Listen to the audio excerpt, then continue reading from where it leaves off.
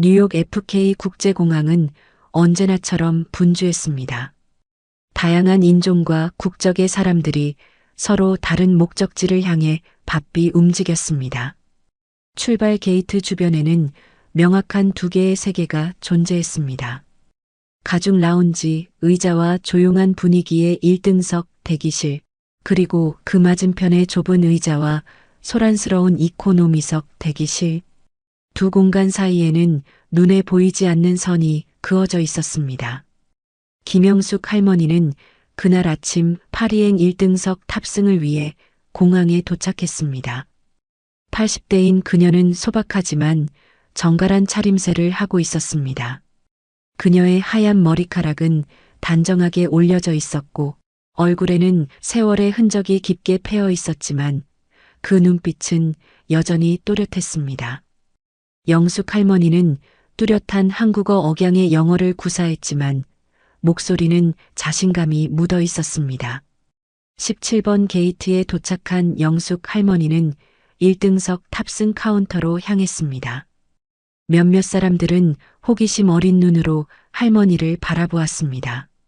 아시아계 노인이 1등석 카운터로 향하는 모습이 그들에게는 다소 의외로 보였던 것입니다. 카운터에는 20대 후반으로 보이는 젊은 여성 직원 케이틀린이 서 있었습니다. 그녀는 영숙 할머니가 카운터에 다가오자 잠시 올려다보았다가 다시 컴퓨터 화면으로 시선을 돌렸습니다. 영숙 할머니가 바로 앞에 섰을 때 케이틀린은 잠시 그녀를 위아래로 훑어보았습니다. 그러곤 미소 없이 말했습니다. 이 줄은 1등석 승객 전용입니다. 영숙 할머니는 친절하게 미소를 지으며 1등석 탑승권을 내밀었습니다. 네, 티켓 여기 있습니다. 케이틀린은 탑승권을 흘끗 보고는 스캔하지 않았습니다. 대신 의심스러운 눈길로 다시 영숙 할머니를 바라보았습니다. 80대 동양인 할머니가 아무도 없이 혼자 1등석을 탄다는 게 믿기지 않는다는 눈빛이었습니다. 신분증을 보여주시겠어요? 보통 탑승권 스캔 과정에서 신분증을 요구하는 경우는 드물었습니다.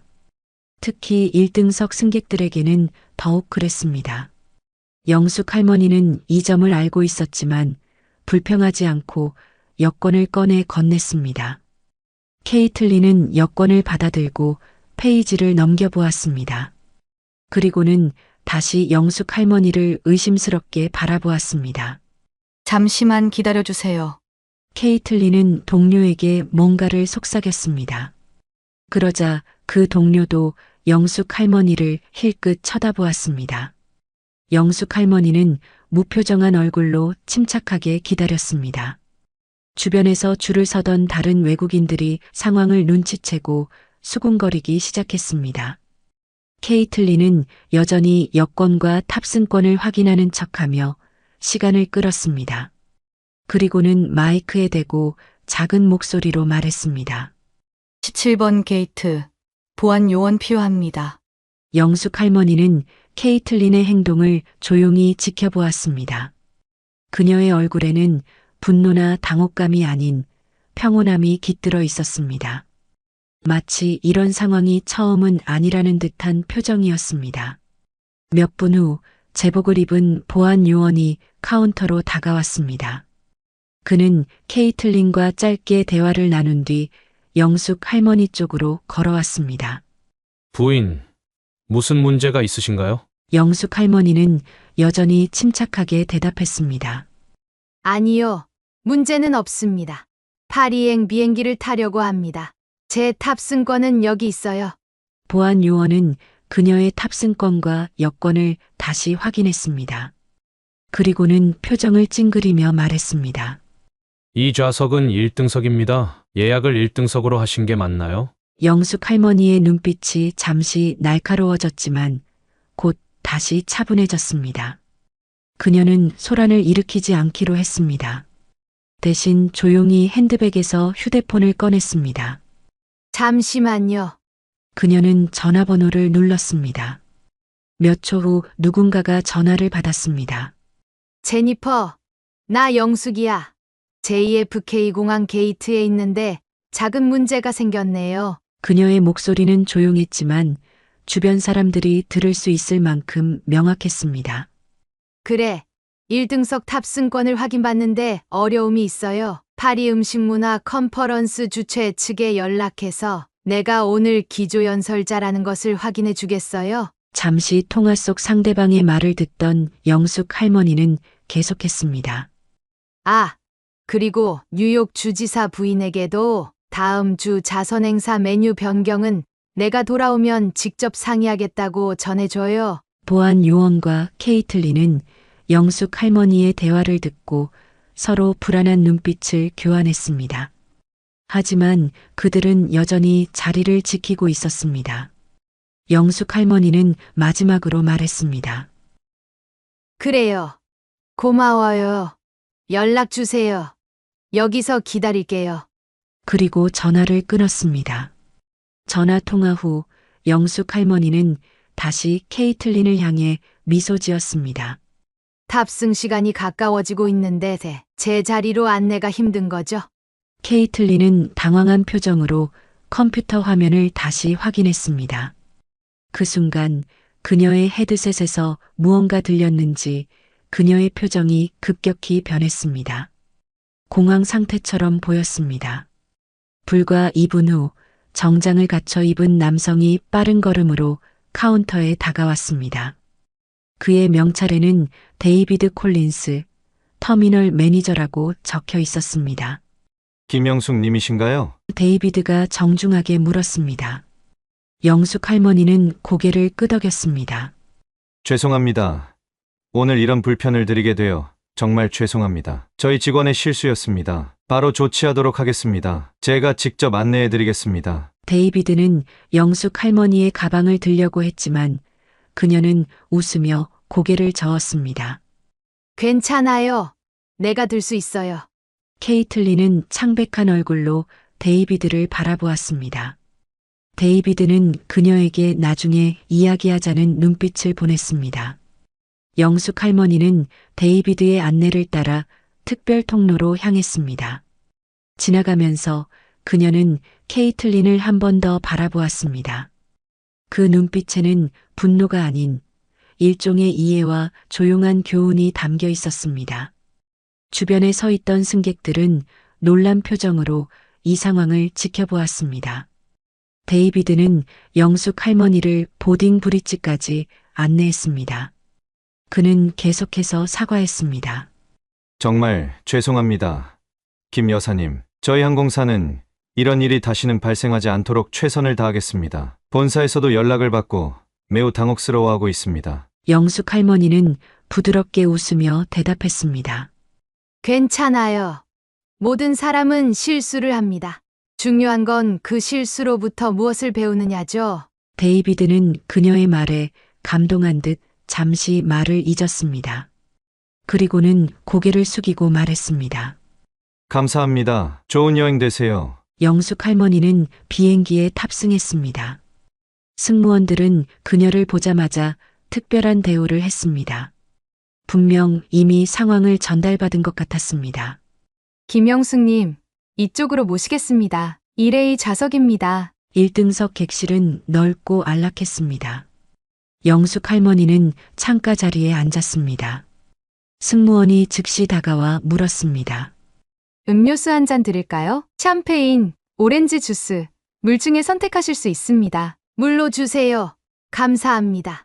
승무원이 물을 가져다 주고 떠난 후 영숙 할머니는 창밖을 바라보았습니다. 공항 활주로의 분주한 모습과 멀리 보이는 뉴욕의 스카이라인. 그녀는 깊은 숨을 내쉬었습니다. 화가 난 것은 아니었습니다. 다만 피곤했습니다. 이런 상황은 처음이 아니었기 때문입니다.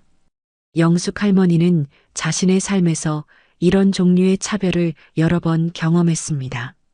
젊었을 때는 분노했고 중년에는 실망했지만 이제 그녀는 올바른 대응 방법을 알게 됐습니다.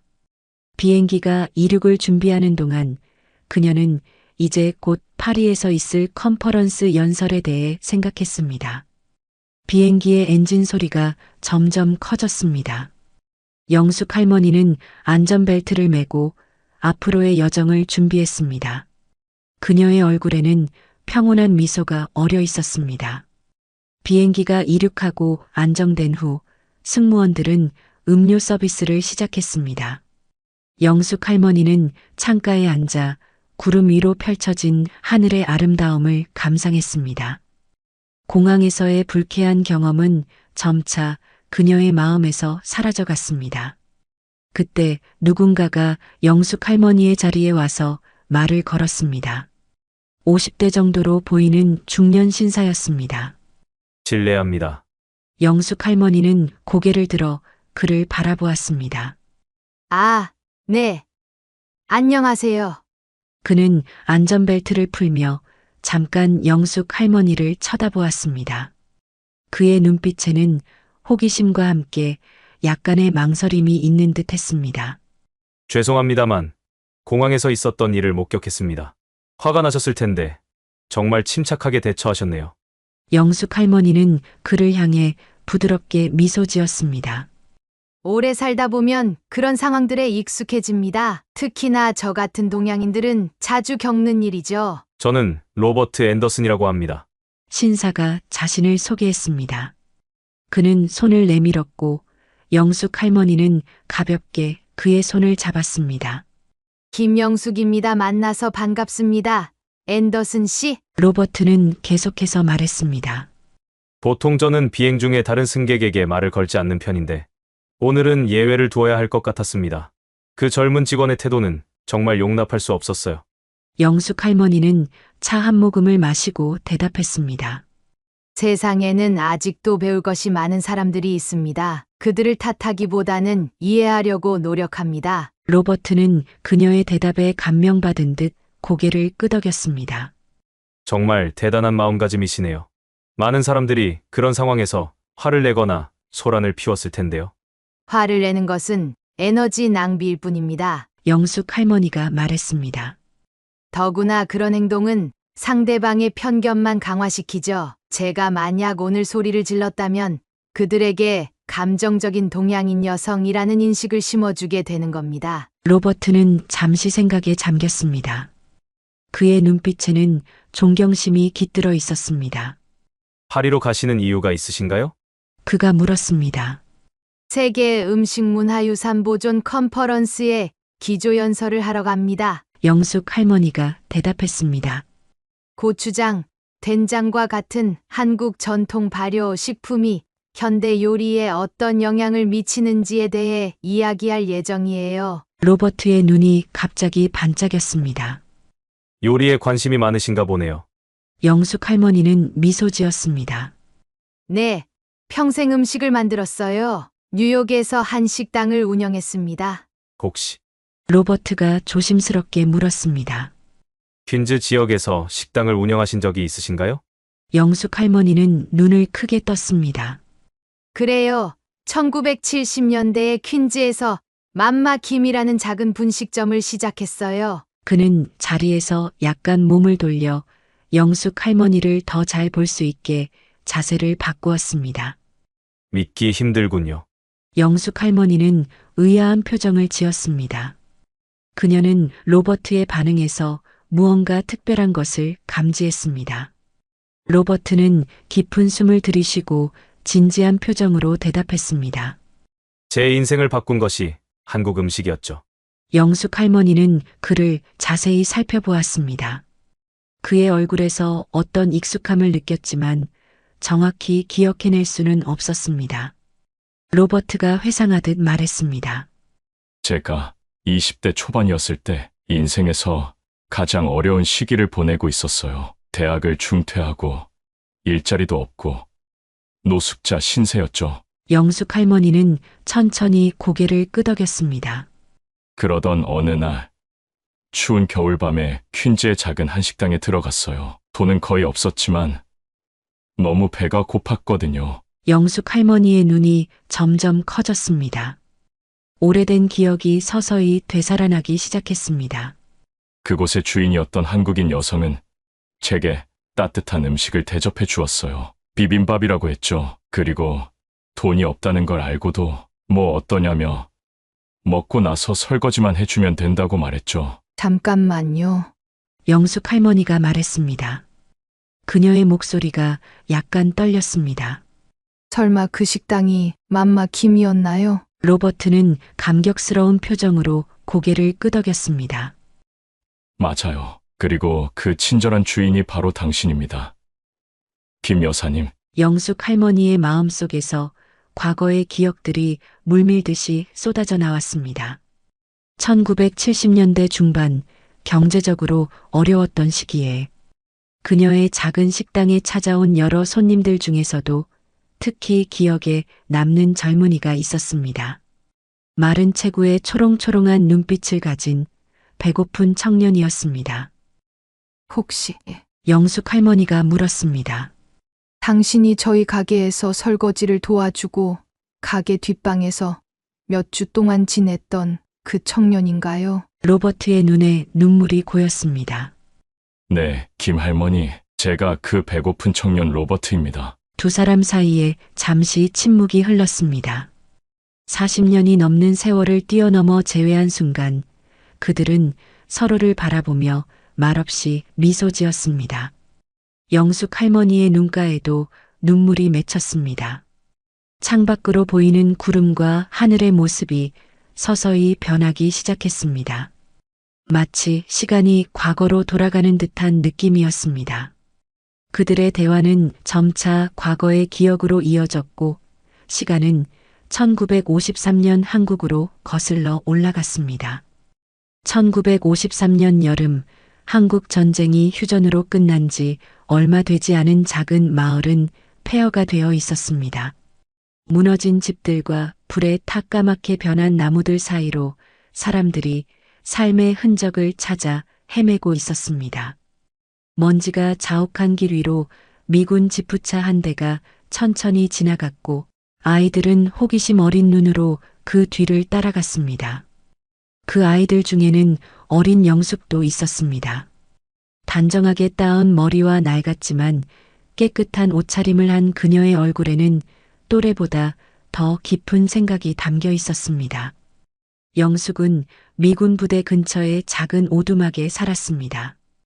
부모님은 전쟁 중 모두 돌아가셨고 이모와 함께 살게 된 지 이제 2년이 되어가고 있었습니다. 영수가 빨리 와라 늦겠다. 이모의 목소리가 들렸습니다. 영숙의 이모인 최미자는 미군 부대에서 통역사로 일했습니다. 그녀는 일제강점기에 일본어를 배웠고 해방 후에는 독학으로 영어를 공부했습니다. 그런 언어 능력 덕분에 미군 부대에서 일할 수 있었고 그것이 영숙과 그녀의 유일한 생계수단이었습니다. 네, 이모. 영숙은 작은 보따리를 들고 이모에게 달려갔습니다. 마을의 상황은 비참했습니다. 사람들은 여전히 배급에 의존했고 식량은 항상 부족했습니다. 특히 부모를 잃은 아이들의 상황은 더욱 심각했습니다. 길거리에서 구걸하는 어린 고아들을 보는 것은 일상이 되었습니다. 영숙은 매일 이모와 함께 미군 부대로 가면서 그런 또래 아이들을 지나쳐야 했고 자신이 얼마나 운이 좋은지 생각했습니다. 미군 부대에 도착한 영숙은 이모가 일하는 사무실 밖에서 기다렸습니다. 그녀는 주변의 미군들이 나누는 영어 대화를 열심히 듣고 있었습니다. 영숙은 이모처럼 언어에 재능이 있었고 이미 간단한 영어 대화를 이해할 수 있었습니다. 그날 오후 미자 이모는 평소보다 더 심각한 표정으로 사무실에서 나왔습니다. 그녀의 손에는 편지 한 통이 들려 있었습니다. 영수가 집에 가서 이야기하자. 이모는 영숙의 손을 잡고 말했습니다. 집으로 돌아오는 길에 이모는 조용했습니다. 작은 오두막에 도착해서야 그녀는 말을 꺼냈습니다. 영수가 이모가 미국으로 가게 되었어. 영숙은 놀란 눈으로 이모를 바라보았습니다. 미국이요? 응. 미군 부대에서 일하던 사람들 중 일부를 미국으로 데려간대. 통역사들과 그 가족들에게 기회를 주는 거야. 이모. 그럼 저는요? 영숙의 목소리가 떨렸습니다. 미자 이모는 영숙의 손을 꼭 잡았습니다. 물론 너도 같이 가야지. 너는 내 가족이잖아. 미국에 가면 더 나은 삶이 기다리고 있을 거야. 학교도 다니고 좋은 직업도 가질 수 있어. 영숙은 복잡한 감정에 휩싸였습니다. 고향을 떠난다는 두려움과 새로운 나라에 대한 기대가 교차했습니다. 그날 밤 영숙은 잠을 이루지 못했습니다. 창밖으로 보이는 별들을 바라보며 미국이라는 나라를 상상해 보았습니다.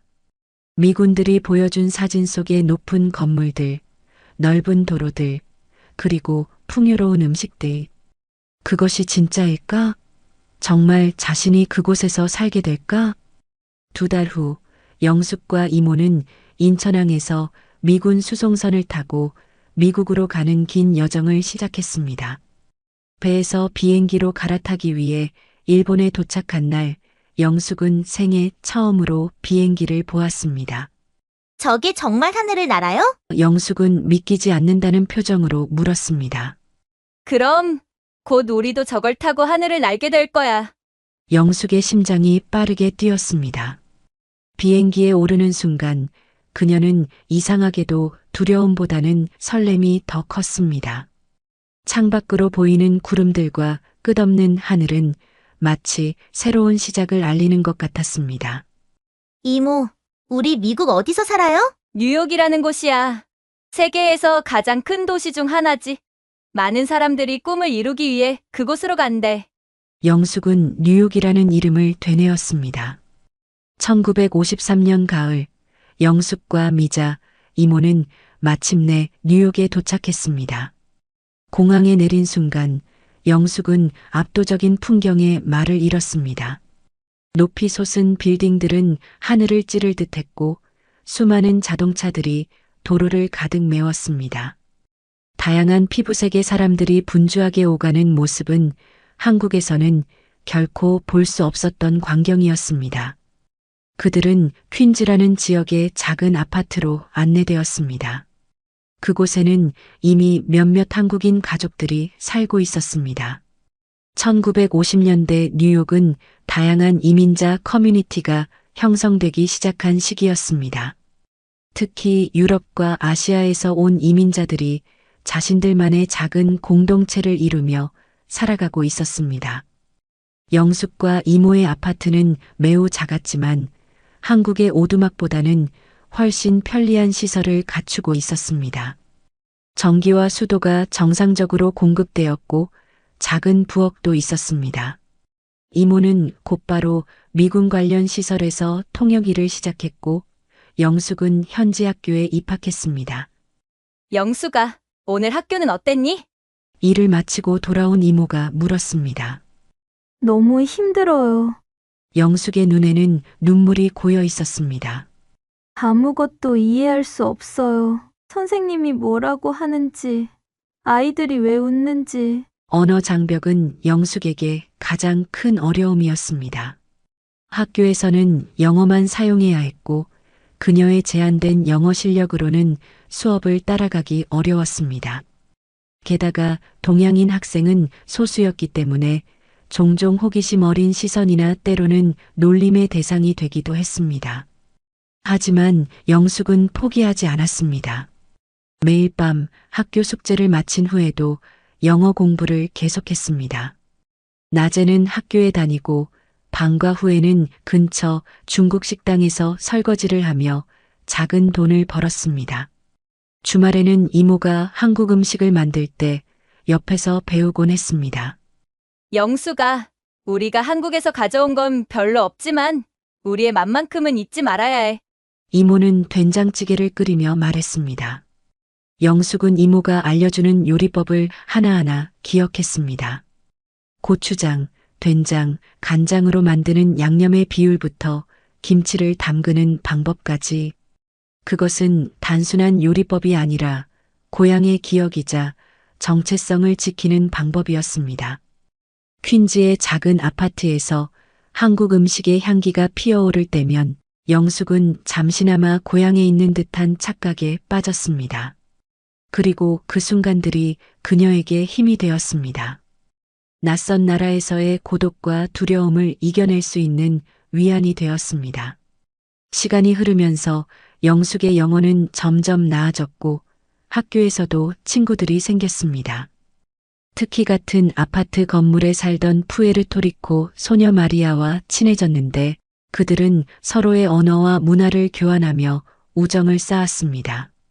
어느새 21살이 된 영숙은 지역 한인 교회에서 열린 행사에서 김철수라는 청년을 만났습니다. 그는 영숙보다 5살 많은 한국인 이민자로 대학에서 공학을 공부하고 있었습니다. 처음 뵙겠습니다. 철수는 공손하게 인사했습니다. 저도 처음 뵙겠습니다. 영숙은 수줍게 대답했습니다. 그들은 곧 서로에게 호감을 느꼈고 교회 활동을 통해 자주 만나게 되었습니다. 철수는 영숙의 강인함과 부드러움에 매료되었고 영숙은 철수의 성실함과 따뜻한 마음씨를 좋아했습니다. 6개월 후 그들은 결혼했습니다. 작은 교회에서 열린 결혼식은 소박했지만 행복했습니다. 이모와 교회 지인들이 참석해 그들의 새 출발을 축하해 주었습니다.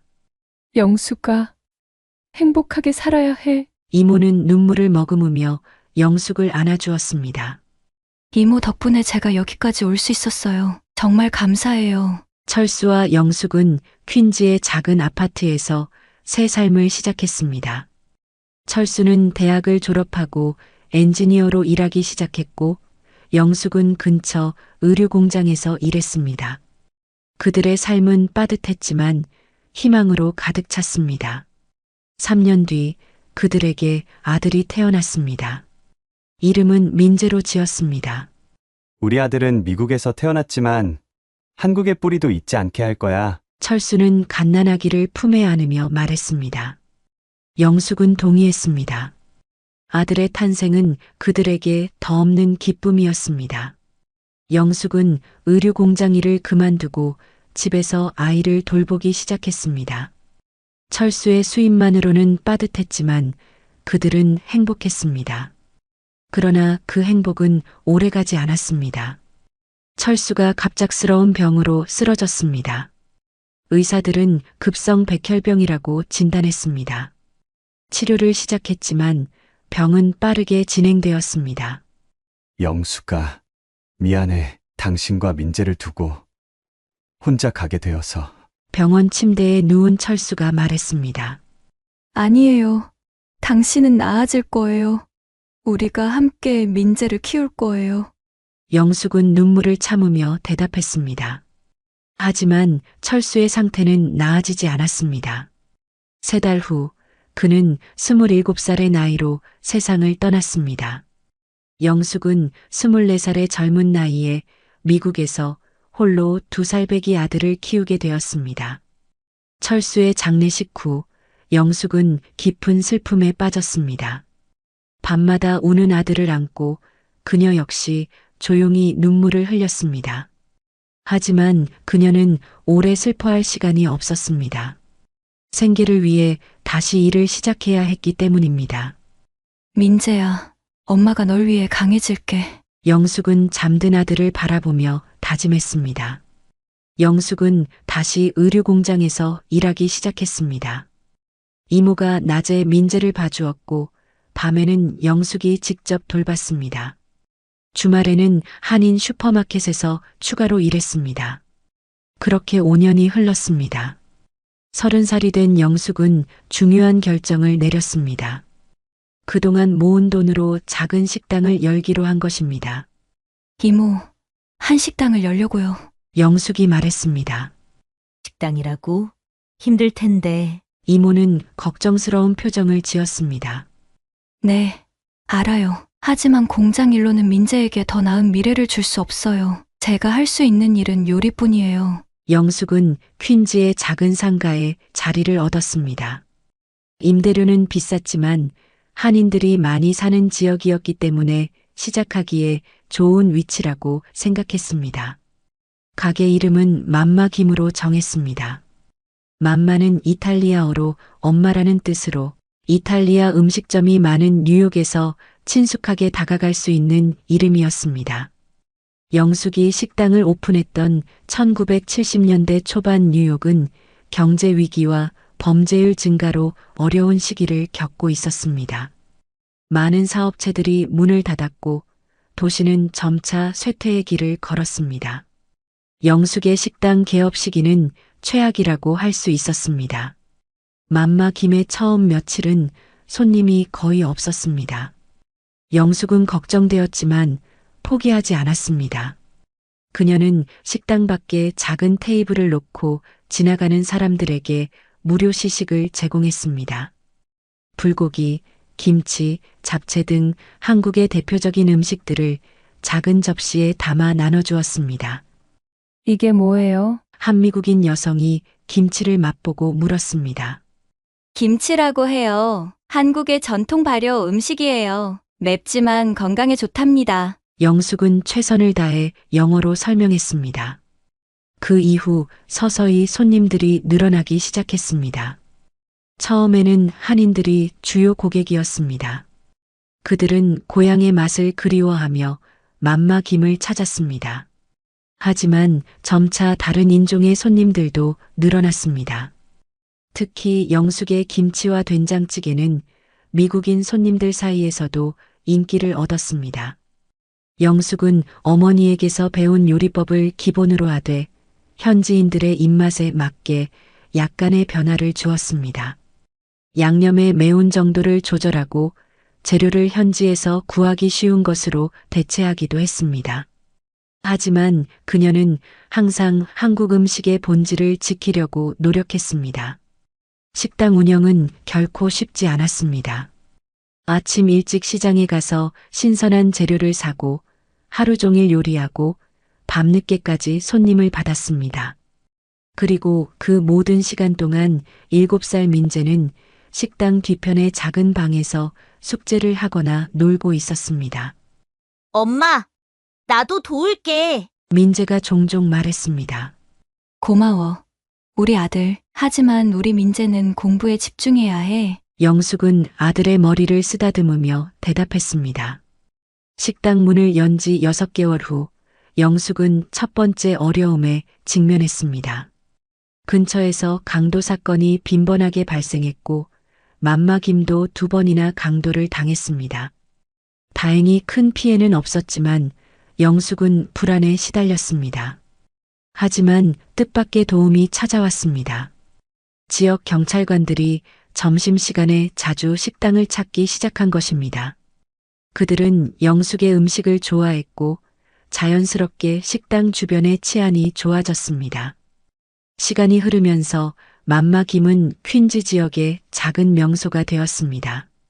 한인 커뮤니티의 중심 장소이자 다양한 인종의 사람들이 모이는 곳이 되었습니다. 영숙은 손님 한 명 한 명을 가족처럼 대했고 그들의 이름과 선호하는 메뉴를 기억했습니다. 특히 민재가 학교에서 돌아오는 오후 시간에는 식당의 특별한 분위기가 감돌았습니다. 민재는 손님들에게 인사하고 때로는 영어를 잘하지 못하는 어머니를 위해 통역을 해주기도 했습니다. 우리 아들이 잘하면 의사가 될 거예요. 영숙은 자랑스럽게 손님들에게 말했습니다. 영숙은 힘든 시간 속에서도 희망을 잃지 않았습니다. 그녀의 작은 식당 맘마 김은 단순한 사업이 아니었습니다. 그것은 아들에게 더 나은 미래를 주기 위한 그녀의 꿈이자 한국의 맛과 문화를 미국 사회에 소개하는 작은 창구였습니다. 그리고 그 꿈은 조금씩 현실이 되어가고 있었습니다.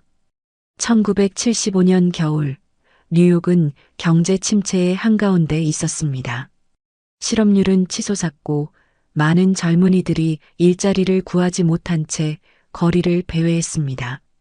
특히 대학 중퇴생들의 상황은 더욱 심각했습니다. 학비 대출 부담은 있으나 학위는 없는 이들은 생존의 갈림길에 서 있었습니다. 그 추운 겨울날 맘마 김의 문이 열리고 한 젊은이가 들어왔습니다. 20대 초반쯤 되어 보이는 그는 마른 체구에 초라한 옷차림이었습니다. 며칠 동안 면도를 하지 않은 듯했고 피로와 굶주림의 흔적이 얼굴에 역력했습니다. 그는 주머니를 뒤적이며 동전 몇 개를 꺼냈습니다. 저기, 이 돈으로 살 수 있는 음식이 있을까요? 그가 망설이며 물었습니다. 영숙은 그 젊은이를 자세히 살펴보았습니다. 그의 눈에는 절망과 함께 아직 꺼지지 않은 불꽃이 보였습니다. 그녀는 동전을 보지도 않고 미소를 지었습니다. 앉으세요. 오늘 특별 메뉴가 있어요. 젊은이는 잠시 망설이다가 창가 자리에 앉았습니다. 영숙은 부엌으로 들어가 따뜻한 된장찌개와 비빔밥, 그리고 몇 가지 반찬을 준비했습니다. 그리고 모든 것을 예쁘게 차려서 젊은이의 테이블로 가져갔습니다. 여기 있어요. 천천히 드세요. 젊은이의 눈이 커졌습니다. 그는 자신의 동전들을 다시 내밀었습니다. 이걸로 충분하지 않을 것 같은데요. 영숙은 손을 내저으며 미소 지었습니다.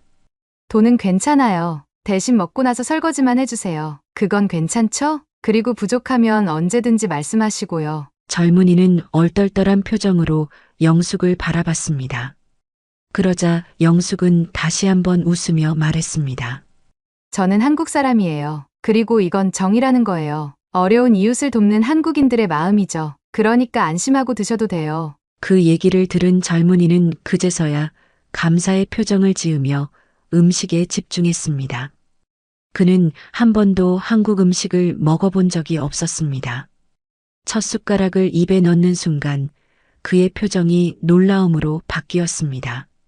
이게 뭐죠? 정말 맛있어요. 그가 감탄했습니다. 된장찌개라고 해요. 한국의 전통 음식이에요. 영숙이 대답했습니다. 젊은이는 음식을 맛있게 먹으며 가끔 감사의 눈빛을 보냈습니다. 영숙은 그가 먹는 모습을 보며 만족스러운 미소를 지었습니다. 식사를 마친 후 젊은이는 약속대로 설거지를 도왔습니다. 이름이 뭐예요? 영숙이 물었습니다. 로버트 앤더슨입니다. 그가 대답했습니다. 저는 김영숙이에요. 영어로는 영숙킴이라고 하면 돼요. 로버트는 미소 지으며 고개를 끄덕였습니다. 정말 감사합니다. 오늘 하루 중 가장 행복한 순간이었어요. 내일도 와요. 설거지만 도와주면 식사를 무료로 드릴게요. 영숙이 제안했습니다. 그렇게 로버트는 매일 맘마김을 찾아왔습니다. 설거지뿐만 아니라 청소, 테이블 서빙, 심지어 간단한 수리까지 도왔습니다. 영숙은 점차 그의 이야기를 알게 되었습니다. 고아로 자란 로버트는 대학생이었지만 학비를 감당하지 못해 중퇴했고 일자리도 구하지 못해 거의 노숙자 신세가 되었다는 것을 알았습니다. 어느 날 밤 식당 문을 닫은 후 영숙은 로버트에게 물었습니다. 요즘 피곤해 보이시던데 어디서 자고 있어요? 로버트는 잠시 망설이다가 대답했습니다. 요즘은 지하철역에서요. 영숙의 마음이 아팠습니다. 그녀는 잠시 생각하더니 결정을 내렸습니다. 우리 식당 뒤에 작은 방이 있어요. 거기서 지내면 어때요? 로버트의 눈에 눈물이 고였습니다. 정말 괜찮을까요? 물론이죠. 이게 정이라는 거예요. 대신 로버트도 저에게 받은 것을 다른 사람들에게 나눠주시면 돼요. 그날부터 로버트는 맘마김의 뒷방에서 지내기 시작했습니다. 영숙의 아들 민재도 로버트를 좋아했습니다. 로버트는 민재에게 영어를 가르쳐 주었고 민재는 로버트에게 한국어를 가르쳐 주었습니다. 영숙은 로버트에게 한국 요리를 가르치기 시작했고 로버트는 영숙의 영어 실력 향상을 도왔습니다. 그들은 종종 식당이 한가한 오후의 대화를 나누곤 했습니다. 영숙 씨, 저는 항공 서비스에 관심이 많아요. 어느 날 로버트가 말했습니다. 항공 서비스라고요? 영숙이 물었습니다. 네. 비행기를 타는 승객들의 경험을 개선하는 거예요. 음식, 좌석, 서비스 모든 면에서요. 로버트는 열정적으로 자신의 아이디어를 설명했습니다. 더 편안한 좌석, 더 맛있는 기내식, 승객들을 위한 맞춤형 서비스 등 그의 눈은 이야기를 하는 동안 반짝였습니다. 멋진 아이디어네요. 영숙이 말했습니다. 그런데 왜 그 일을 시작하지 않아요? 돈이 없어서요. 투자자를 찾아야 하는데 누가 대학 중퇴생의 아이디어에 투자하겠어요? 로버트가 씁쓸하게 대답했습니다. 영숙은 잠시 생각에 잠겼습니다. 그리고 며칠 후 그녀는 특별한 손님을 식당에 초대했습니다. 해리 오닐, 그녀의 첫 번째 단골 고객 중 한 명이었고 현재는 성공한 은행가였습니다. 해리, 이쪽은 로버트 앤더슨이에요. 제가 말했던 젊은이죠. 영숙이 소개했습니다. 해리는 로버트와 악수했습니다. 영숙이 자네에 대해 많이 말해줬네. 자네의 아이디어가 궁금하군. 그렇게 세 사람은 저녁 식사를 함께 했고 로버트는 자신의 항공 서비스 개선 아이디어를 열정적으로 설명했습니다. 해리는 경청하며 때때로 날카로운 질문을 던졌지만 로버트는 자신감 있게 답변했습니다. 식사가 끝난 후 해리는 로버트에게 명함을 건넸습니다. 다음 주에 내 사무실로 오게. 비즈니스 계획을 더 자세히 논의해보세. 로버트는 믿을 수 없다는 표정으로 영숙을 바라보았습니다. 영숙은 미소로 화답했습니다. 그로부터 몇 주 후 해리는 로버트의 항공 서비스 컨설팅 아이디어에 $5,000를 투자하기로 결정했습니다. 그것은 작은 금액이었지만 로버트에게는 인생을 바꿀 기회였습니다. 영숙 씨, 어떻게 감사를 표현해야 할지 모르겠어요. 로버트가 감격에 찬 목소리로 말했습니다. 감사할 필요 없어요. 당신의 잠재력을 봤을 뿐이에요. 영숙이 대답했습니다. 그리고 기억해요, 로버트. 한국인의 정. 꼭 다른 사람들에게도 정을 나눠주세요. 로버트는 영숙의 말을 깊이 새겼습니다. 그것은 단순한 조언이 아니라 그의 비즈니스 철학이 되었습니다. 로버트의 사업은 천천히 성장했습니다. 그는 작은 항공 서비스 컨설팅 회사를 설립했고 몇몇 지역 항공사들과 계약을 맺었습니다. 그는 여전히 맘마 김을 자주 찾았고 영숙에게 사업 진행 상황을 보고했습니다. 2년 후 로버트의 회사는 안정적인 성장을 이루었고 그는 마침내 자신의 아파트를 얻을 수 있었습니다. 그는 감사의 마음을 담아 영숙에게 봉투를 건넸습니다. 영숙 씨, 이건 제가 빚진 돈과 이자예요. 영숙은 봉투를 열어보지 않고 로버트에게 돌려주었습니다. 빚진 것 없어요, 로버트. 하지만 영숙 씨, 저는 정말 감사를 표현하고 싶어요. 영숙은 미소 지으며 말했습니다. 그럼 약속해요. 그 돈으로 다른 사람을 도와주세요. 누군가 당신의 도움이 필요할 때. 기억해요. 로버트는 고개를 끄덕였습니다.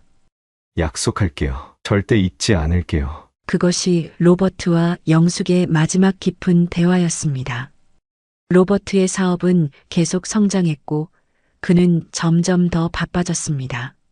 그는 가끔 맘마 김을 찾았지만 예전처럼 오랜 시간 머물지는 못했습니다. 결국 그의 회사는 다른 도시로 확장되었고 로버트는 뉴욕을 떠나게 되었습니다.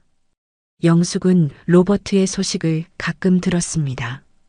그의 회사가 큰 항공사와 계약을 맺었다는 소식, 국제적으로 확장하고 있다는 소식. 그녀는 항상 그의 성공을 진심으로 기뻐했습니다. 1980년대에 들어서면서 미국 사회에서 아시안 푸드에 대한 인식이 변화하기 시작했습니다. 중국 음식은 이미 널리 알려져 있었지만 일본, 태국, 한국 등 다른 아시아 국가의 음식도 주목받기 시작했습니다. 사람들은 더 건강하고 다양한 음식을 찾았고 한식의 발효 음식과 다양한 채소 요리는 새로운 식문화 트렌드와 맞아떨어졌습니다. 이런 변화 속에서 영숙의 아들 민재는 요리학교를 졸업하고 맘마 김에 합류했습니다. 그는 20대 초반의 열정적인 청년으로 한국 전통 요리법을 배우면서도 현대적인 감각을 접목시키고자 했습니다. 엄마, 우리 식당을 리브랜딩하면 어때요? 어느 날 민재가 제안했습니다. 리브랜딩이라고? 영숙이 물었습니다. 네. 맘마 김은 좋은 이름이지만 이제 우리는 단순한 분식점이 아니잖아요. 영숙 하우스로 바꾸고 인테리어도 현대적으로 바꾸면 어떨까요? 영숙은 잠시 생각했습니다. 그녀의 작은 식당은 이제 퀸즈 지역에서 꽤 알려진 곳이 되었습니다. 하지만 더 큰 성장을 위해서는 변화가 필요하다는 것을 그녀도 알고 있었습니다. 1985년 맘마 김은 영숙 하우스로 새롭게 태어났습니다. 인테리어는 모던한 한국 스타일로 바뀌었고 메뉴도 확장되었습니다. 전통 한식을 기본으로 하되 미국인들의 입맛에 맞게 약간의 변형을 준 요리들이 추가되었습니다. 특히 영숙의 특제 양념으로 맛을 낸 불고기와 갈비는 미국인 손님들에게 큰 인기를 끌었습니다. 성공적인 리브랜딩 후 영숙과 민재는 더 큰 도전을 결심했습니다. 바로 맨해튼 진출이었습니다. 1988년 영숙 하우스는 맨해튼 미드타운에 두 번째 지점을 열었습니다. 개업 첫날부터 사람들이 줄을 서서 기다렸고 뉴욕의 유명 음식 평론가들도 찾아왔습니다. 이것은 단순한 한식당이 아니다. 이것은 문화적 경험이다. 한 평론가가 칭찬했습니다. 맨해튼 지점의 성공으로 자신감을 얻은 영숙과 민재는 다른 도시로의 확장을 계획했습니다. 1990년대 초반부터 보스턴, LA, 시카고 등 주요 도시에 영숙 하우스 지점을 열었습니다. 각 지점에는 현지 셰프가 있었지만 모든 요리의 기본 레시피와 양념은 영숙이 직접 관리했습니다. 2000년대에 들어서면서 한국 대중문화가 세계적으로 주목받기 시작했습니다. K-드라마, K-팝에 이어 K-푸드도 세계인의 관심을 끌었습니다. 김치, 비빔밥, 불고기 등의 한식이 건강식으로 재평가되었고 발효식품의 건강 효능이 과학적으로 증명되기 시작했습니다. 이런 추세 속에서 영숙 하우스는 더욱 주목받았습니다. 2005년 뉴욕타임스는 영숙을 미국 한식의 개척자로 소개하는 특별 기사를 실었습니다. 그 기사는 영숙의 이민 이야기부터 사업 성공까지 자세히 다루었고 많은 사람들에게 영감을 주었습니다. 영숙 김은 단순한 요리사가 아니다. 그녀는 문화의 가교이자 미국 음식 문화의 다양성을 풍요롭게 한 선구자다. 기사는 이렇게 평가했습니다. 2010년 영숙은 70세가 되었지만 여전히 현역으로 활동했습니다. 그녀는 한 지점씩 돌아다니며 품질을 확인하고 요리사들을 교육했습니다. 그리고 2015년 할머니의 부엌이라는 다큐멘터리 시리즈에서 영숙을 주인공으로 한 에피소드를 제작했습니다. 다큐멘터리는 영숙의 일상을 따라가며 그녀의 요리 철학과 인생 이야기를 담았습니다. 이 다큐멘터리는 전 세계적으로 큰 반향을 일으켰고 영숙은 국제적인 명성을 얻게 되었습니다. 저는 그저 사람들에게 맛있는 음식을 대접하고 싶었을 뿐이에요. 다큐멘터리에서 영숙은 겸손하게 말했습니다. 음식은 사랑이고 소통이에요. 한국의 맛을 통해 사람들이 서로를 이해하게 되기를 바랐어요. 그 다큐멘터리 이후 영숙은 세계 각국의 요리 행사와 컨퍼런스에 초청받기 시작했습니다. 그 중에서도 파리에서 열리는 세계 음식문화유산 보존 컨퍼런스의 기조연설 초청은 그녀에게 특별한 의미가 있었습니다. 그것은 단순한 요리사로서가 아니라 문화 전파자로서 그녀의 공헌을 인정받은 것이었습니다. 80대에 접어든 영숙은 이제 일상적인 식당 운영은 아들 민재와 손자 제이슨에게 맡기고 자신은 특별한 행사와 요리 클래스에 집중했습니다. 하지만 그녀의 열정은 여전히 식지 않았습니다. 그녀는 항상 새로운 도전을 찾았고 이번 파리 컨퍼런스 역시 그런 도전 중 하나였습니다. 할머니, JFK 공항으로 모셔다 드릴게요. 손자 제이슨이 말했습니다. 고마워, 제이슨. 하지만 나는 택시 타는 걸 좋아해. 떠나기 전 뉴욕의 마지막 풍경을 택에서 보고 싶어. 영숙이 미소 지으며 대답했습니다. 그렇게 영숙은 파리행 비행기를 타기 위해 JFK 국제공항으로 향한 것이고 그곳에서 오래 전 인연인 로버트를 만난 것입니다. 영숙 할머니는 멋지게 자란 로버트를 바라보며 궁금한 게 생겼습니다. 지금은 어떤 일을 하고 있나요? 로버트는 잠시 망설이더니 정중하게 대답했습니다. 저는 현재 미국 항공사 연합의 CEO로 일하고 있습니다. 영숙 할머니의 입이 놀라움으로 살짝 벌어졌습니다. CEO라고요? 네, 로버트가 겸손하게 대답했습니다. 정말 놀랍군요. 영숙 할머니가 감탄했습니다. 배고픈 청년이 이렇게 성공하다니 정말 자랑스러워요.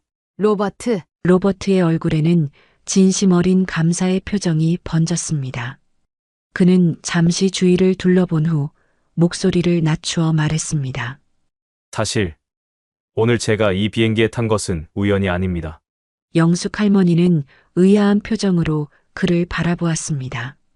무슨 뜻인가요? 저는 비밀 손님 프로그램의 일환으로 이 비행기에 탑승했습니다. 저희 항공사 연합에서는 서비스 품질을 직접 점검하기 위해 고위 임원들이 정기적으로 신분을 숨기고 일반 승객으로 비행기를 이용합니다. 영숙 할머니의 눈이 커졌습니다. 그럼 공항에서 있었던 일도 네, 로버트가 고개를 끄덕였습니다. 모두 지켜보고 있었습니다. 사실 할머니가 전화를 걸었을 때 저도 이미 상황 해결을 위해 움직이고 있었어요. 하지만 할머니가 차분히 대응하시는 것을 보고 오히려 제가 나서지 않는 것이 좋다고 판단했죠. 그 직원의 행동은 모두 기록되었고 적절한 조치가 취해질 겁니다. 영숙 할머니는 깊은 숨을 내쉬었습니다. 그런 조치가 꼭 필요할까요? 그저 교육이 부족했던 것 같은데. 로버트는 진지한 표정으로 대답했습니다. 할머니의 너그러운 마음씨는 여전하시군요. 하지만 그런 행동은 용납될 수 없습니다. 그때 에밀리 승무원이 음료 카트를 밀고 다가왔습니다. 음료 드릴까요? 로버트는 미소 지으며 대답했습니다. 레드와인 부탁합니다. 그리고 영숙 할머니를 향해 눈짓했습니다. 와인 한 잔 어떠세요? 영숙 할머니는 미소로 답했습니다. 괜찮아요. 전 차로 충분합니다. 에밀리가 로버트에게 와인을 건네고 떠난 후 두 사람의 대화는 계속되었습니다. 로버트는 와인 잔을 들어 올리며 말했습니다. 할머니의 건강과 우리의 재회를 위해. 영숙 할머니는 차 잔을 들어 그의 와인 잔에 가볍게 부딪혔습니다. 로버트, 당신과 이야기하느라 시간 가는 줄 몰랐네요. 영숙 할머니가 창밖을 바라보며 말했습니다. 로버트가 시계를 확인했습니다. 거의 4시간이 지났네요. 이륙한 직후부터 지금까지 계속 이야기했던 거예요. 영숙 할머니가 놀라워했습니다. 40년의 세월을 뛰어넘어 다시 만난 두 사람은 비행기가 파리를 향해 날아가는 동안 음식과 인생에 대한 이야기를 나누며 시간을 보냈습니다. 파리 샤를 드골 공항은 현대적인 건축미와 프랑스 특유의 세련된 분위기가 조화를 이루고 있었습니다. 비행기가 활주로에 부드럽게 착륙했고 승객들은 안전벨트를 풀기 시작했습니다. 영숙 할머니는 창밖으로 프랑스의 하늘을 바라보았습니다. 80대의 나이에 파리를 방문하는 것은 그녀에게도 특별한 경험이었습니다. 파리에 오신 것을 환영합니다. 김 여사님. 로버트가 옆에서 말했습니다. 컨퍼런스에서 큰 성공을 거두시길 바랍니다. 영숙 할머니는 미소 지었습니다. 비행기에서 내리자 게이트 앞에는 세계 음식문화유산 보존 컨퍼런스 관계자들이 영숙 할머니를 기다리고 있었습니다. 3명의 젊은 직원들이 웰컴 미스킴이라고 쓰인 팻말을 들고 서 있었습니다. 김영숙님, 중간에 선 프랑스 여성이 환하게 웃으며 앞으로 나섰습니다. 저는 클레어 듀부아 컨퍼런스 조직위원회 멤버입니다. 파리에 오신 것을 진심으로 환영합니다. 영숙 할머니는 정중하게 고개를 숙여 인사했습니다. 초대해 주셔서 감사합니다. 모든 인사가 끝나고 영숙 할머니는 로버트에게 작별 인사를 하기 위해 돌아섰습니다. 로버트, 정말 좋은 시간이었어요. 그녀가 따뜻하게 말했습니다. 로버트는 영숙 할머니의 두 손을 잡았습니다. 꿈만 같은 시간이었습니다. 뉴욕으로 돌아가실 때 또 같은 비행기를 탔으면 좋겠네요. 영숙 할머니는 미소 지었습니다. 저도 그랬으면 좋겠네요. 잘 가요, 로버트. 두 사람은 포옹으로 작별 인사를 나누었습니다. 영숙 할머니는 컨퍼런스 관계자들과 함께 공항을 떠났고 로버트는 그녀가 사라질 때까지 손을 흔들었습니다. 다음 날 아침 세계 음식문화유산 보존 컨퍼런스가 파리 시내 중심의 웅장한 회의장에서 시작되었습니다. 세계 각국에서 온 요리사, 식품 전문가, 문화학자, 정부 관계자 등 500명 이상이 참석했습니다. 컨퍼런스의 주제는 전통 음식의 보존과 현대적 계승이었고 영숙 할머니는 첫째 날 기조연설자로 선정되었습니다. 회의장 무대 위에 서서 영숙 할머니는 잠시 청중을 바라보았습니다. 그녀는 평생 주방에서 일했고 이렇게 많은 사람들 앞에서 연설하는 것은 익숙하지 않았습니다. 하지만 그녀의 눈빛은 확신에 차 있었습니다. 안녕하세요. 저는 김영숙입니다. 그녀는 천천히 또렷한 목소리로 말했습니다. 저는 요리사이자 이민자이며 누군가의 어머니이고 누군가의 할머니입니다. 영숙 할머니는 자신의 이야기로 연설을 시작했습니다. 한국 전쟁 이후 15세의 나이로 미국에 건너간 이야기, 낯선 땅에서 언어와 문화적 장벽에 부딪힌 이야기, 그리고 음식을 통해 자신의 정체성을 지키고 다른 사람들과 소통했던 이야기를 나누었습니다. 저에게 한국 음식을 만드는 것은 단순한 생계수단이 아니었습니다. 그것은 고향과의 연결고리였고 제 정체성을 지키는 방법이었습니다. 그녀의 목소리에는 감정이 담겨 있었습니다. 그녀는 45분간의 연설을 다음과 같은 말로 마무리했습니다. 음식이 있다면 우리는 국경과 언어의 장벽을 넘어 서로를 이해할 수 있습니다. 저는 여러분 모두가 자신의 나라의 음식 유산을 소중히 여기고 다음 세대에게 전달하는 역할을 해주시기를 부탁드립니다. 감사합니다. 청중들은 일제히 기립박수를 보냈습니다. 영숙 할머니의 진정성 있는 메시지가 많은 이들의 마음을 움직인 것이었습니다. 연설이 끝나고 영숙 할머니는 특별 시연을 진행했습니다. 그녀는 직접 30년간 숙성시킨 된장과 고추장을 가져와 전통 발효 음식을 시연했습니다.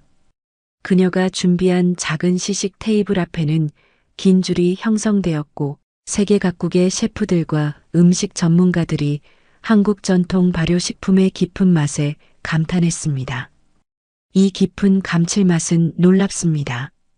프랑스의 유명 셰프 피에르 가르니에가 된장찌개를 맛본 후 감탄했습니다. 이게 발효의 마법이군요. 영숙 할머니는 겸손하게 미소 지으며 질문에 답하고 조리 방법을 설명했습니다. 그렇게 일주일이 지나고 영숙 할머니는 뉴욕으로 돌아가기 위해 파리 호텔방에서 짐을 꾸리고 있었습니다. 창밖으로는 에펠탑이 보였고 파리의 아름다운 저녁 하늘이 펼쳐져 있었습니다. 그녀는 잠시 창가에 서서 지난 한 주를 돌아보았습니다. 컨퍼런스는 예상보다 훨씬 성공적이었습니다. 그녀의 연설과 시연은 많은 언론의 주목을 받았고 여러 나라의 요리학교와 문화기관에서 초청 제안이 쏟아졌습니다. 이모도 이런 날이 올 거라고는 상상도 못했겠지? 영숙 할머니는 혼잣말로 중얼거렸습니다. 그녀는 자신을 미국으로 데려온 이모를 떠올렸습니다. 그 용기 있는 결정이 없었다면 지금의 그녀는 존재하지 않았을 것입니다. 일주일간의 컨퍼런스 일정을 마친 영숙 할머니는 뉴욕으로 돌아가기 위해 샤를 드골 공항에 도착했습니다. 호텔 차량이 공항 입구에 멈추자 공항 직원 한 명이 다가와 정중하게 인사했습니다.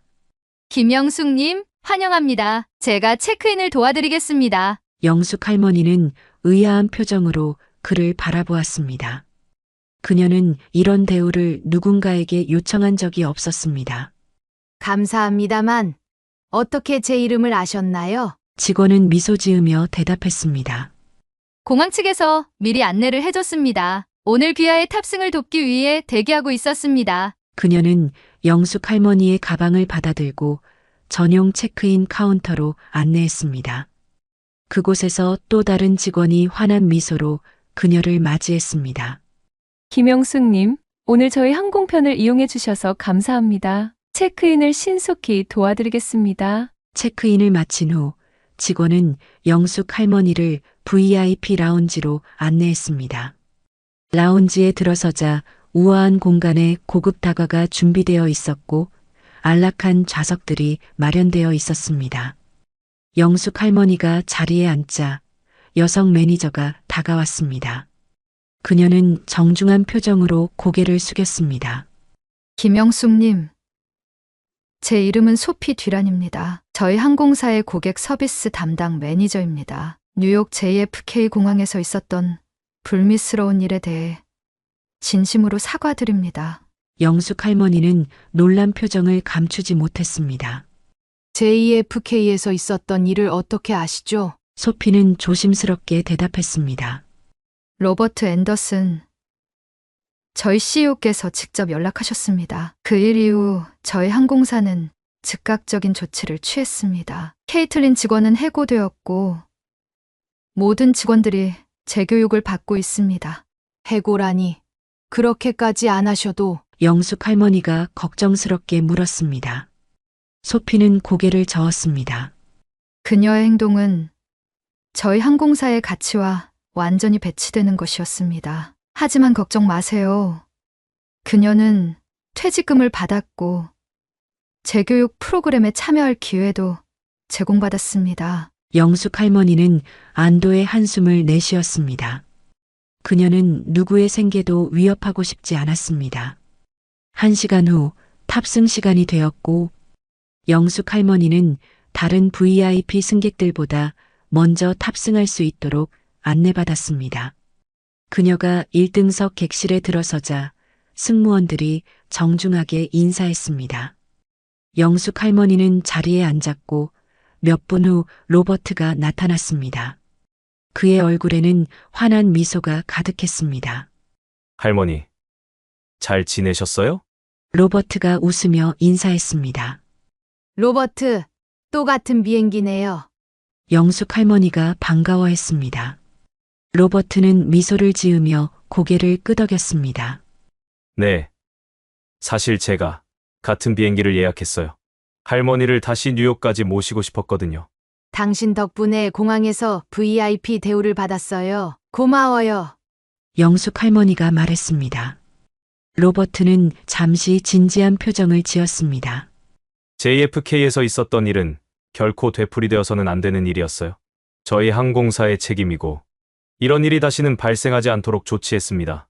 비행기가 이륙하고 안정된 후 로버트는 영숙 할머니에게 가까이 몸을 기울였습니다. 할머니, 사실 오늘 할머니께 제안드리고 싶은 것이 있습니다. 무슨 제안인가요? 영숙 할머니가 궁금해했습니다. 저희 항공사에서 기내식 혁신 프로젝트를 시작하려고 합니다. 현재 기내식은 비판의 대상이 되고 있어요. 맛이 없고 건강에도 좋지 않고 환경 폐기물도 많이 발생시키죠. 영숙 할머니는 고개를 끄덕였습니다. 할머니의 한식에 대한 전문성과 건강한 발효 음식 지식으로 기내식 혁신을 이루고 싶습니다. 할머니께서 저희의 특별 고문으로 참여해 주신다면 정말 큰 영광일 것입니다. 영숙 할머니는 잠시 생각에 잠겼습니다. 늦은 나이에 또다시 새로운 도전을 시작한다는 것은 쉬운 결정이 아니었습니다. 하지만 그녀의 눈에는 이내 결심의 빛이 어렸습니다. 좋아요. 기내에서도 사람들이 집에서 먹는 것처럼 편안하고 건강한 음식을 먹을 수 있다면 좋겠네요. 로버트의 얼굴에 기쁨이 번졌습니다. 정말 감사합니다. 영숙 할머니는 미소 지었습니다. 두 사람은 그 이후 계속해서 기내식 개선 아이디어를 나누었습니다. 두 사람은 잠시 창밖의 구름을 바라보았습니다. 그들은 각자 다른 길을 걸어왔지만 이제 다시 만나 더 큰 꿈을 함께 이루게 되었습니다. 그것은 이민자 소녀였던 영숙과 노숙자 청년이었던 로버트가 맺은 인연이 만들어낸 아름다운 순환이었습니다. 비행기가 JFK 국제공항에 착륙했습니다. 창밖으로 뉴욕의 익숙한 풍경이 보였고 영숙 할머니의 마음은 평온했습니다. 일주일 전 그녀는 이 공항에서 불쾌한 차별을 경험했지만 지금은 그런 감정이 없었습니다. 파리에서의 성공적인 컨퍼런스와 로버트와의 재회가 그녀에게 새로운 에너지를 주었습니다. 드디어 도착했네요. 로버트가 기지개를 켜며 말했습니다. 뉴욕, 정말 그리운 도시죠. 영숙 할머니는 미소 지었습니다. 네. 아무리 여행을 다녀도 집이 가장 좋아요. 비행기가 게이트에 도착하고 승객들이 하나둘 일어나기 시작했습니다. 출구로 나오자 공항 직원 몇 명이 영숙 할머니를 맞이했습니다. 김영숙님, 뉴욕으로 돌아오신 것을 환영합니다. 집으로 모시겠습니다. 영숙 할머니는 로버트를 바라보았고 그는 어깨를 으쓱했습니다. 직원들은 그들을 일반적인 입국 절차를 거치지 않고 VIP 통로로 안내했습니다. 신속하게 입국 수속을 마친 후 그들은 공항 메인 터미널로 이동했습니다. 공항에서 나가는 길에 영숙 할머니는 잠시 멈춰서서 퀸즈 방향을 바라보았습니다. 저 멀리 그녀의 첫 번째 식당 맘마 김이 있었던 동네가 있었습니다. 그녀의 마음속에서 과거의 장면들이 빠르게 스쳐 지나갔습니다. 한국 전쟁 후 폐허가 된 고향을 떠나 낯선 미국 땅에 첫 발을 디뎠던 15세 소녀 영숙, 언어도 통하지 않는 학교에서 울며 공부했던 시간들, 남편과 함께 시작했던 작은 꿈, 그리고 남편의 죽음 후 홀로 아들을 키우며 식당을 운영했던 힘든 시간들. 배고픈 젊은이 로버트에게 음식과 잠자리를 제공했던 날, 식당이 강도를 당했을 때 도움을 준 동네 경찰관들, 첫 번째 맨해튼 지점을 열었을 때의 설렘, 아들 민재가 요리학교를 졸업하고 식당에 합류했을 때의 자부심, 그리고 방송과 책을 통해 한식을 세계에 알리게 된 황혼기의 보람. 영숙 할머니의 인생은 전쟁 고아에서 이민자로, 그리고 이제는 세계적인 문화대사가 되기까지의 놀라운 여정이었습니다. 그 모든 어려움과 도전, 그리고 작은 승리들이 지금의 그녀를 만들었습니다. 할머니, 괜찮으세요? 로버트가 조심스럽게 물었습니다. 영숙 할머니는 깊은 생각에서 돌아와 미소 지었습니다. 그녀의 눈에는 평온함과 지혜가 깃들어 있었습니다. 네, 괜찮아요.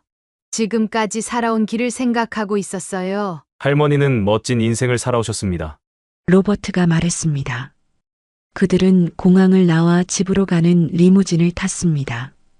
영숙 할머니는 창밖으로 뉴욕의 활기찬 모습을 바라보았습니다. 마음속으로 그녀는 이모에게, 남편에게, 그리고 그녀의 인생에 영향을 미친 모든 이들에게 감사의 마음을 전했습니다. 리무진이 퀸즈를 향해 달리는 동안 영숙 할머니의 얼굴에는 겸손한 미소가 어려 있었습니다.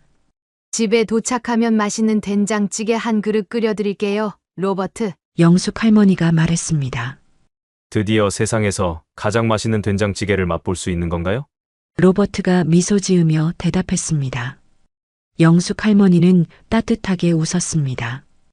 음식은 여전히 그녀가 사랑과 감사를 표현하는 가장 좋은 방법이었습니다. 그리고 그것은 앞으로도 변하지 않을 것이었습니다.